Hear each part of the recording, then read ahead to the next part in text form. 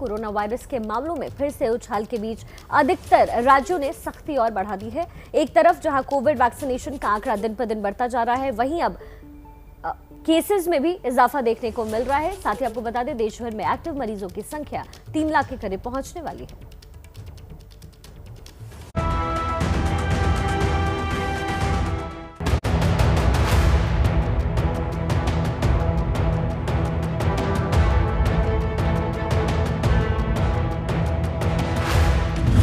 Corona का कहर जारी है। हिंदुस्तान पर दूसरी लहर भारी है। गांव-गांव, शहर-शहर में कोरोना के केस बढ़ रहे हैं। दिन दूनी रात चौगनी रफ्तार से कोरोना मरीजों का आंकड़ा तेजी से बढ़ रहा है। क्या महाराष्ट्र, क्या एमपी, क्या दिल्ली, हर तरफ कोरोना अपना पांव पसार रहा है, डरा रहा है।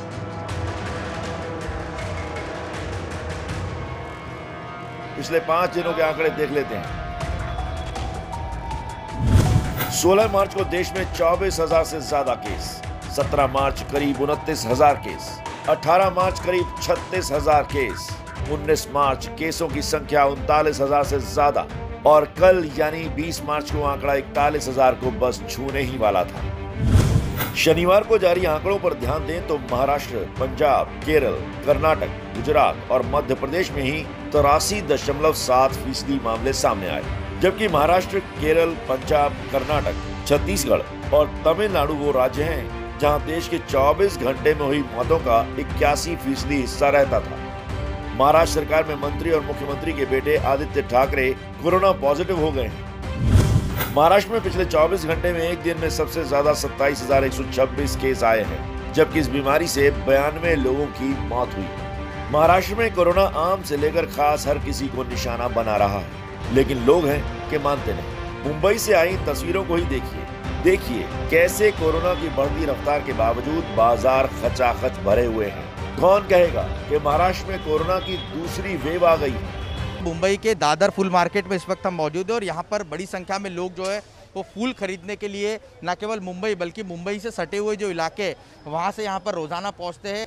जिस तरह से सरकार चेतावनी दे रही है, ये सब लोग मास्क लगाना या सोशल डिस्टेंसिंग मेंटेन करना, इसका नियमों का पालन कर रहे हैं, लेकिन लोगों की भीड़ इन छोटी गलियों में ज़्यादा होने की वजह से कभी कभी ये पालन नहीं हो पाता। लेकिन लॉकडाउन लगाना इन छोटे व्यापारियों के लिए के लिहाज से सही कदम नहीं होगा, क्योंकि ये रोज़ कमाते और रोज़ खाते। ऐसे में इन लोगों की सरकार से विनती है कि सख्ती फाइन को लेकर की जा सकती है, लेकिन लॉकडाउन जैसा कड़ा कदम सरकार ने नहीं उठाना चाहिए। महाराष्ट्र में गाइडलाइंस जारी हो रही है, सरकार भी लॉकडाउन लगाने की चेतावनी दे रही है। पुन्हा लॉकडाऊन करणं हा एक मार्ग आहेच। लॉकडाऊनचा पर्याय हा नक्कीच समोर दिसतो आहे, मात्र मला अजूनही लोकांकडून सहकार्याची अपेक्षा आहे। देखिए, मेरा अपना मानना यह है कि लॉकडाउन ये कोई अंतिम सॉल्यूशन नहीं है, या केवल लॉकडाउन के कारण हम इसकी रोकथाम कर सकते हैं, ऐसा भी मैं मानता नहीं हूँ। लॉकडाउन एक ऐसा माध्यम है कि जिसके चलते हम लोग अपनी तैयारियां कर सकते हैं, और इसलिए लॉकडाउन को केवल कोरोना को रोकने का उपाय इस रूप से नहीं देखा जाना चाहिए। अपितु हमारा मत यह है कि प्रशासन को अगर लगता होगा कि अभी भी लॉकडाउन की आवश्यकता है, तो हम प्रशासन से चर्चा करके उसमें सहकार्य करेंगे। मुंबई में लॉकडाउन लगाने से भले ही महाराष्ट्र सरकार कतरा रही हो, लेकिन नागपुर के बढ़ते केसों पर सरकार ने सख्त रुख अख्तियार कर लिया है। निर्बंध लगे जाएंगे, यह 31 मार्च तक के रहेंगे। इसमें जो भी अत्यावश्यक वस्तु यह है वो सुलभता से लोगों को मिले, ऐसा नियोजन किया जाएगा, जिसमें भाजी पाला और गैर और भी जो भी अत्यावश्यक दुकानें हैं वस्तु की, वो 4 बजे तक शुरू रहेगी। रेस्टोरेंट, खाद्य पदार्थ बिक्री शाम को 7 बजे तक शुरू रहेगी और उसकी ऑनलाइन सेवा रात के 11 बजे तक शुरू रहेगी। सिर्फ महाराष्ट्र ही नहीं, गुजरात सरकार भी एक्शन में आ गई है। अहमदाबाद में कोरोना की वजह से पार्क और मल्टीप्लेक्स बंद कर दिए गए हैं। एमपी से लेकर हरियाणा तक लोगों से गुजारिश हो रही है कि कोरोना फिर विकराल रूप ले रहा है, संभल जाइए, नहीं तो हालात आउट ऑफ कंट्रोल होने में देर नहीं लगेगी। हम देख रहे हैं कि कोरोना तेजी से मध्य प्रदेश में पैर पसार रहा है। भोपाल में, इंदौर में, जबलपुर में बड़ी संख्या में फिर से हमारे भाई और बहन कोरोना से संक्रमित होकर अपने जीवन को संकट में डाल रहे हैं। लेकिन मैं नहीं चाहता कि लॉकडाउन लगा के हम अपनी अर्थव्यवस्था को चौपट करें, काम धंधों को चौपट करें। और इसलिए मैं अपील करने निकला हूं, अपने लिए, अपने बच्चों के लिए, अपने परिवार के लिए, अपने प्रदेश के लिए, अपने देश के लिए, प्लीज मास्क जरूर लगाएं। जन नाइट कर्फ्यू के बारे में नहीं सोचा है। अभी हमने अधिकारियों को आदेश दिए हैं कि जो कोरोना का प्रोटोकॉल है उसको सख्ती से लागू करवाया जाए, क्योंकि जीवन भी चलता रहे और कोरोना से बचाव भी होता रहे। हम उस नीति पर चलना चाहते हैं। मध्य प्रदेश के मुख्यमंत्री शिवराज सिंह चौहान ने तो खुद मोर्चा संभाला और भोपाल के न्यू मार्केट एरिया में जाकर लोगों को मास्क बांटे। दिल्ली में भी केस बढ़ रहे हैं। इस साल पहली बार 24 घंटे में 800 के पार कुल 813 केस सामने आए हैं, लेकिन लोग हैं कि मानते ही नहीं। बाजारों में भीड़ कम होने का नाम नहीं ले रही है।